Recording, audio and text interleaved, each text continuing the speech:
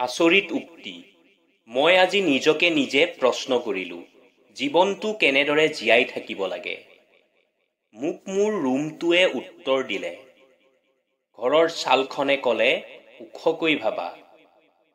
ফেনখনে ক'লে মগজু ঠাণ্ডা কৰি ৰাখা। ঘড়ীটোৱে ক'লে সময়ৰ মূল্য দিয়া। কেলেণ্ডাৰখনে ক'লে সময়ৰ লগত চলা। মানি বেগটোৱে ক'লে ভৱিষ্যতৰ কাৰণে জমা কৰা। আইনাখনে ক'লে নিজকে নিজে চোৱা। বেৰখনে ক'লে আনৰ ওজনৰ সমভাগী হোৱা। খিৰিকীখনে ক'লে আপোনবোৰৰ প্ৰতি লক্ষ্য বঢ়োৱা। আৰু মজিয়াখনে ক'লে মাটিৰ লগত সদায় সংযুক্ত হৈ থাকিবা। সফল ব্যক্তিসকলে এই কথাকেইটা কেতিয়াও নকয়। মানুহে কি ক'ব? 2. মই নোৱাৰিম। 3. মোৰ মুড নাই। 4. মোৰ ভাগ্যই বেয়া। 5. মোৰ ভাগ্যতেই নাই। জীৱনটো সহজ কৰিবলৈ নিজকে শক্তিশালী বনাবলৈ শিকক, কিয়নো সঠিক সময় কেতিয়াও নাহে, কিন্তু সময়ক সঠিক বনাব লাগিব। আপত্তি কৰিবলৈ এতিয়া ভয় লগা হ'ল, কিয়নো মানুহে শুধৰণি হোক চাৰি আঁতৰি যোৱাটোহে পচন্দ কৰা হ'ল। মৃত্যুতকৈও ভয়াৱহ হৈ পৰে জীৱন, যেতিয়া প্ৰেম কৰিও প্ৰেমক ভিক্ষা কৰিব লগা হয়। কোনো সম্পৰ্ক নোহোৱাকৈ যেতিয়া অচিনাকি এজন আপোন হৈ যায়, কেতিয়াবা এই সম্পৰ্ক তেজৰ সম্পৰ্কতকৈ বেছি আপোন হৈ যায়। জীৱনত সকলো বস্তু দুবাৰ পোৱা যায়, কিন্তু সময়ৰ লগে লগে হেৰাই যোৱা সম্পৰ্ক আৰু ভৰসা দুবাৰ পোৱা নাযায়। বাহিৰত শান্ত হৈ থকা দেখাবলৈ ভিতৰি ভিতৰি বহুত যুঁজিব লগা হয়। ভাঙি যোৱা বস্তুৱে সদায় ব্যাকুল কৰে, যেনে হৃদয়, টোপনি, ভৰসা আৰু সকলোতকৈ বেছি কাৰোবাৰ পৰা কৰা আশা। মোৰ লগত কথা নাপাতি যদি তেওঁ সুখী, আপত্তি কিহৰ? আৰু যদি মই তেওঁ সুখেই দেখা নাপাওঁ, তেন্তে মৰম কিয়? পৃথিৱীৰ সকলোতকৈ ভয়ংকৰ দৃশ্যটো হ'ল চিনাকি মানুহৰ অচিনাকি ৰূপ। এটা কথা কি জানে? সকলো বস্তুৰ দাম বাঢ়িলেও কিন্তু দিনে প্ৰতি সৰল আৰু ভদ্ৰ মানুহৰ দাম কমি যায়। আজিকালি ভদ্ৰতাৰ যেন কোনো মূল্য নাই, কাৰণ ভদ্ৰ মানুহক সকলোৱে দুৰ্বল বুলি ভাবে। প্ৰেমত আনন্দ থাকে কিছুক্ষণ, কিন্তু বেদনা থাকে আজীৱন। মানুহ তেতিয়াই বদলি যায় যেতিয়া তাৰ সপোন ভাঙি যায়। কোনোবাই অপমান কৰিলে প্ৰতিবাদ কৰা যায়, আৰু কোনোবাই অৱহেলা কৰিলে নিজকে অসহায় যেন লাগে। জীৱন এনেকুৱাই। গোটেই পৃথিৱীখনৰ লগত যুঁজিব পাৰোঁ, কিন্তু আপোনবোৰৰ লগত নোৱাৰোঁ, কাৰণ আপোনবোৰৰ লগত জিকিব নিবিচাৰোঁ, জীয়াই থাকিব বিচাৰোঁ। যদি কোনোবাই আপোনাৰ পৰা আশা কৰে, সেইটো তেওঁৰ নিসহায়তা নহয়, সেইটো হৈছে তেওঁ আপোনাৰ সৈতে লগ হোৱাৰ এটা বিশ্বাস। সদায় মনত ৰাখিব, সকলো সম্পৰ্কৰে সীমা থাকে, কিন্তু যেতিয়া আত্মসন্মানৰ কথা আহি পৰে, তেতিয়া সেই সম্পৰ্ক সীমানতেই সমাপ্ত কৰা উচিত। জীৱনটো ইমান সহজ নহয়। জীৱনটো সহজ কৰি ল'ব লগা হয়।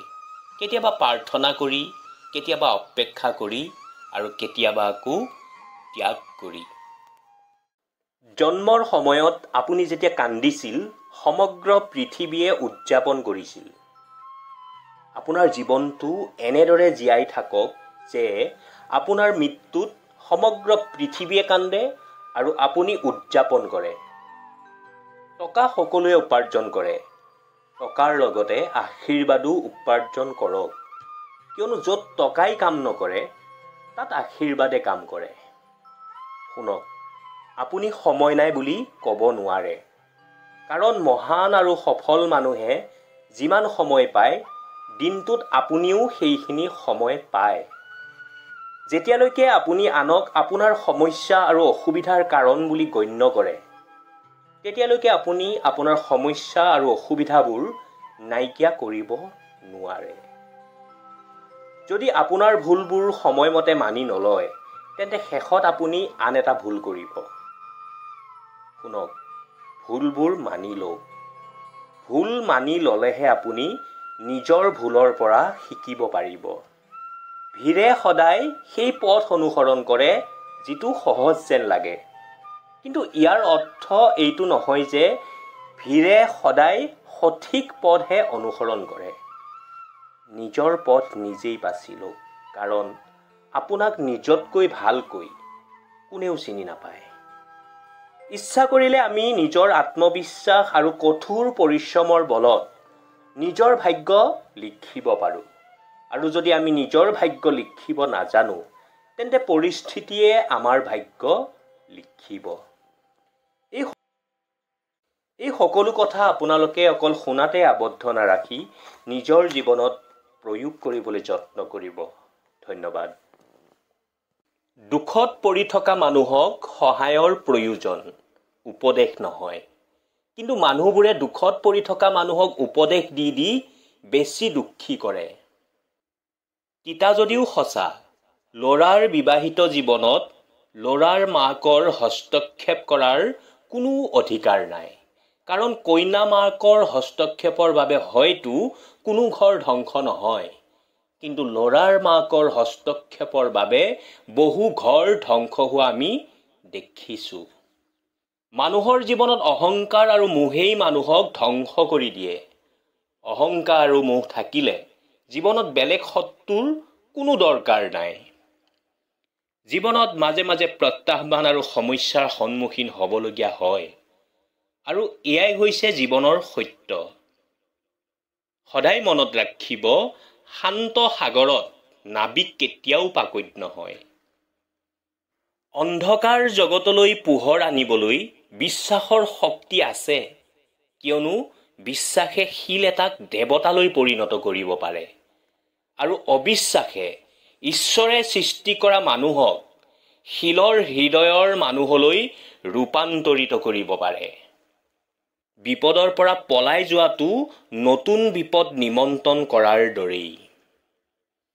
যদি আপুনি কিবা এটাক অন্তৰেৰে ভাল পায়, তেন্তে সমগ্ৰ বিশ্ব ব্ৰহ্মাণ্ডই সেই বস্তুটো আপোনাৰ ওচৰলৈ আনিবলৈ কাম কৰে। আপোনাৰ নিয়ন্ত্ৰণৰ বাহিৰত থকা কথা আৰু পৰিস্থিতিৰ বাবে যদি আপুনি চিন্তিত হৈ পৰে, তেন্তে ইয়াৰ ফলত সময়ৰ অপচয় আৰু ভৱিষ্যতে অনুশোচনা হয়। জীৱনত সমস্যা আমাক ধ্বংস কৰিবলৈ নাহে, বৰঞ্চ ই আমাৰ লুকাই থকা সম্ভাৱনা আৰু শক্তিবোৰ উলিয়াই অনাত সহায় কৰে। সম্পৰ্ক তেজেৰে বান্ধিব নোৱাৰি, অনুভূতি বান্ধোনেৰেহে বান্ধিব পাৰি। য'ত অনুভূতিৰ বান্ধোন থাকে, তাত পৰো চিৰদিনলৈ আপোন হৈ যায়। মোৰ লগত কথা নপতাকৈ যদি তুমি সুখত আছা, তেন্তে ভগৱানক প্ৰাৰ্থনা কৰিছোঁ আৰু সুখত থাকা। সঁচাকৈ যদি তোমাক কোনোবাই ভাল পায়, তেতিয়াহ'লে তোমাক কেতিয়াও বেছি সময় নমতাকৈ থাকিব নোৱাৰে। বেছি সময় অভিমান কৰিও থাকিব নোৱাৰে। অনবৰতে কেৱল তোমাৰ অভাৱ অনুভৱ কৰিব আৰু অজুহাত লৈ আগতে মাতিব। শুনা, তুমি জয়ী হ'লা, কাৰণ তুমি বদলি গ'লা। মই হাৰি গ'লো, কিয়নো মই বদলি হ'বই নোৱাৰিলোঁ। যি মানুহে আনৰ অনুভূতিক মূল্য দিব নাজানে, সি কেতিয়াও আনক ভাল পাব নোৱাৰে। আমি সকলোৱে আনৰ মন ভাল ৰখাৰ চেষ্টা কৰোঁ, আৰু আমি পাহৰি যাওঁ আমাৰো যে এটা মন আছে। ভাল পোৱা কেতিয়াও অপৰাধ নহয়।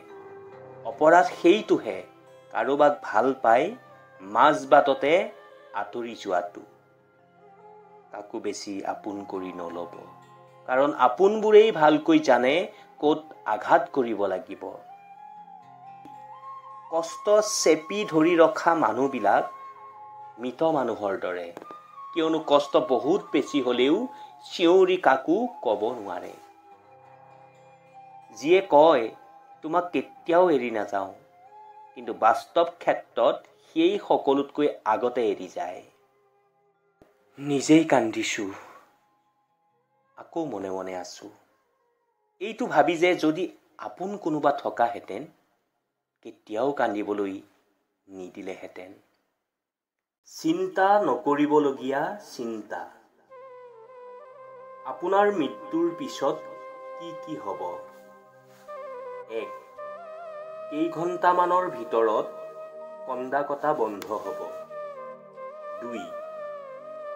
এফালে আপোনাৰ চিতাজুই জ্বলি থাকিব, আনফালে আপোনাক শেষ বিদায় জনাবলৈ অহা সকলে ফোন যোগে কাৰোবাৰ লগত কথা পতাত ব্যস্ত হ'ব। কোনোবাই ফেচবুক, হোৱাটছএপ আদি চলাই থাকিব। কোনোবাই আকৌ নিজৰ ব্যৱসায়, ৰাজনীতিৰ আদি কথা পাতিব। 3. ঘৰৰ মানুহখিনি ৰাইজৰ শুশ্ৰূষাত লাগি যাব। 4. কোনোবাই অলপ চাহ বিচাৰিব। কোনোবা দূৰণিৰ আত্মীয়ই আপোনাৰ ল'ৰা ছোৱালীক ফোন কৰি ক'ব বহুত প্ৰয়োজনীয় কাম থকাৰ বাবে আহিব নোৱাৰিলো। 6. ভিৰ লাহে লাহে কমি আহিব। 7.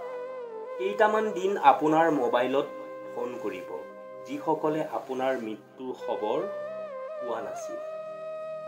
8. আপোনাৰ অফিচত আপোনাৰ পৰিৱৰ্তে তৎক্ষণাত বেলেগ এজনক বিচাৰিব। 9.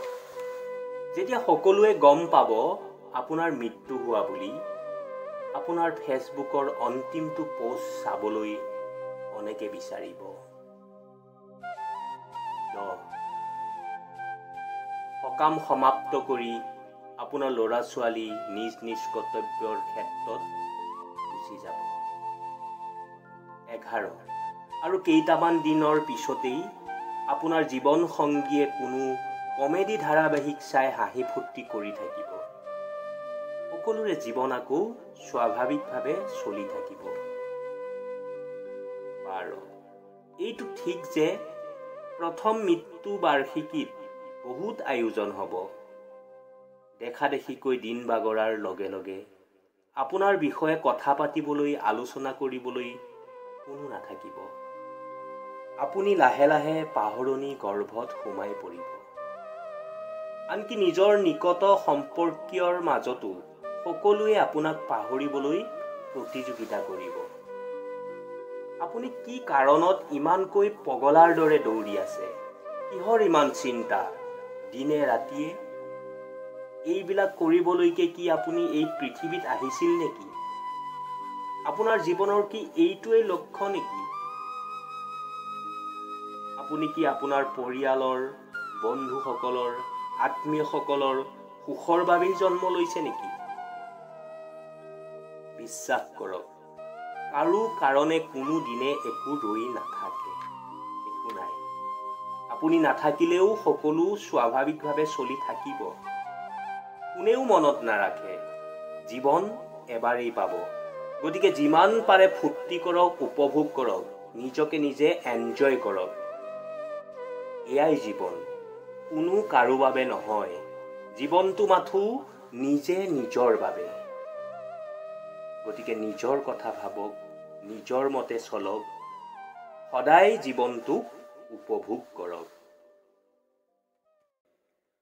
পুৰণা হ'লে গছ কেতিয়াও নাকাটিব, ফল দিব নোৱাৰিলেও ছাঁ দিব। ঠিক তেনেদৰে মা দেউতা বৃদ্ধ হ'লেও অৱহেলা নকৰিব, টকা পইচা দিব নোৱাৰিলেও দুহাত ভৰি আশীৰ্বাদ দিব।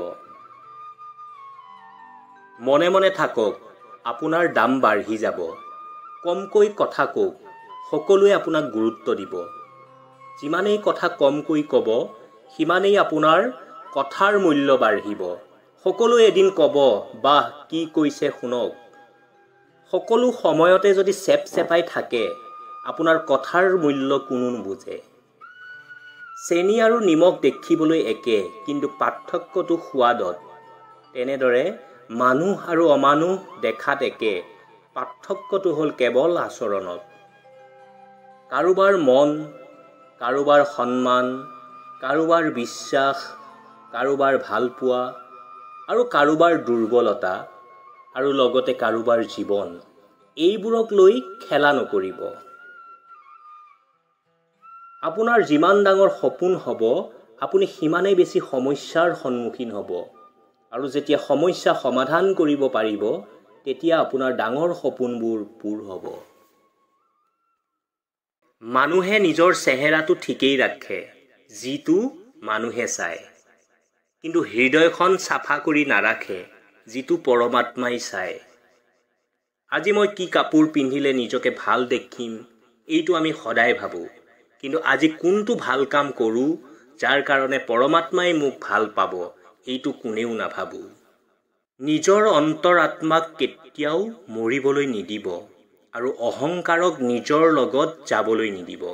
কাৰণ যেতিয়া আমি ভুল কৰিবলৈ ধৰোঁ, আমাৰ অন্তৰাত্মাই সকিয়নি দিয়ে আৰু আমাৰ অহংকাৰে সেইটো শুনিবলৈ নিদিয়ে। সেই অহংকাৰ ত্যাগ কৰক। জীৱনত যে সকলো ভালেই হ'ব সেইটো কেতিয়াও নহয়। ভাল বেয়া দুয়োটা মিলিয়েইটো জীৱন। সকলোকে ধন্যবাদ দিয়ক। ধন্যবাদ দিছোঁ সেইসকল মানুহক যিবোৰে মোক বেয়া পায়, কিয়নো সিহঁতৰ কাৰণে মই আজি শক্তিশালী হ'লোঁ। ধন্যবাদ দিছোঁ সেইসকল মানুহক যিসকলে মোক মৰম কৰে, কিয়নো সেইসকলেই মোৰ হৃদয় ডাঙৰ কৰিলে। ধন্যবাদ দিছোঁ সেইসকল মানুহক যিসকলে মোৰ কাৰণে চিন্তিত হৈছে, কিয়নো তেওঁলোকে মোক জনাইছে যে মোক কিমান গুৰুত্ব দিয়ে। ধন্যবাদ দিছোঁ সেইসকল মানুহক যিসকলে মোক নিজৰ কৰি এৰি দিছে, কাৰণ তেওঁলোকে মোক কৈ দিলে যে সংসাৰৰ সকলো বস্তু শেষলৈ নাথাকে। ধন্যবাদ দিছোঁ সেইসকল মানুহক যিসকলে মোৰ জীৱনৰ লগত জড়িত হৈ পৰিল আৰু মোক এনেকুৱা বনাই দিলে যে মই কোনো দিন এনেকুৱা হ'ম বুলি ভবা নাছিলোঁ। আৰু সকলোতকৈ বেছি ধন্যবাদ দিছোঁ পৰমাত্মাক, যিজনে মোক সকলো পৰিস্থিতিকে চম্ভালিবলৈ সাহস দিলে। জীৱনৰ 5টা কঠিন সত্য। 1. নিজৰ দুখবোৰ লুকুৱাই ৰাখক। ইয়াত কোনেও তোমাৰ দুখৰ কথা চিন্তা নকৰে। 2. সকলোকে সকলো নক'ব, কাৰণ সকলোৱে আপোনাৰ মংগল নিবিচাৰে। 3. শান্ত হৈ থাকক, একোৱেই চিৰদিন নাথাকে। 4. অকলশৰীয়া হ'বলৈ শিকক, চিৰদিন আপোনাৰ লগত কোনেও নাথাকিব। 5. আনৰ ওপৰত বেছি নিৰ্ভৰ নকৰিব, ইয়াৰ বাবেই আপুনি নিজকে হেৰুৱাব পাৰে। সময় ধনতকৈ অধিক মূল্যৱান। আপুনি অধিক ধন পাব পাৰে, কিন্তু অধিক সময় কেতিয়াও নাপায়। পৃথিৱীৰ যিকোনো বিউটি পাৰ্লাৰে আপোনাক যিমানেই নসজাওক কিয়, আপোনাৰ মূল্য সিমান নাবাঢ়ে যিমান সেৱা, দান বৰঙণি আদি ভাল গুণ, ভাল আচৰণ আৰু ভাল চৰিত্ৰ গ্ৰহণ কৰি আপোনাৰ মূল্য বাঢ়ে। বহুতে আইনাখনৰ পৰাও নিজকে লুকুৱাই ৰাখে। এইটো কথা সদায় মনত ৰাখিব। নিজৰ সৈতে মুখামুখি হ'লেহে আপুনি উন্মোচিত হ'ব। যি কম্বল ধনীৰ সন্তানে পুৰণি বুলি দলিয়াই দিয়ে, সেই কম্বলৰ বিনিময়ত দুখীয়া সন্তানে হাজাৰ হাজাৰ আশীৰ্বাদ দিয়ে।